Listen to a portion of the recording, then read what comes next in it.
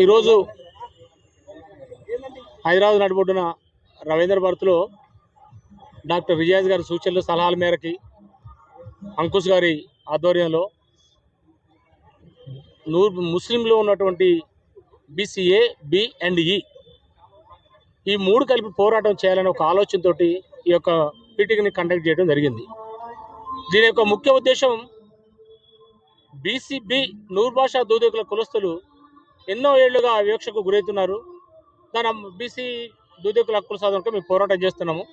అదే క్రమంలో ఇంకో కొత్త ఆలోచన వచ్చి అట్లా కాకుండా మనం ముస్లింలో ఉన్నటువంటి ఏబిఈని కూడా కలుపుకుంటే బాగుంటుంది. అదే క్రమంలో బీసీ ఫెడరేషన్ కులాలతో కూడా కలుపుకొని పోవడం ఒక ఆలోచనతో చేసే ప్రోగ్రామ్ ఇది. ఈరోజు కార్యాచరణ స్టార్ట్ చేసినాం. నెక్స్ట్ రౌండ్ టేబుల్లో కూర్చొని దీనికి ఒక కోర్ కమిటీ వేసుకొని ఏ రకంగా ముందుకు పోవాలని ఒక ఆలోచన చేస్తాం. దాని తర్వాత మీ మీడియా ముందుకు వచ్చి తర్వాత ఎలాంటి పరిస్థితులు రాష్ట్ర గవర్నమెంట్ అడగాల లేకపోతే కేంద్ర ప్రభుత్వం అడగాల.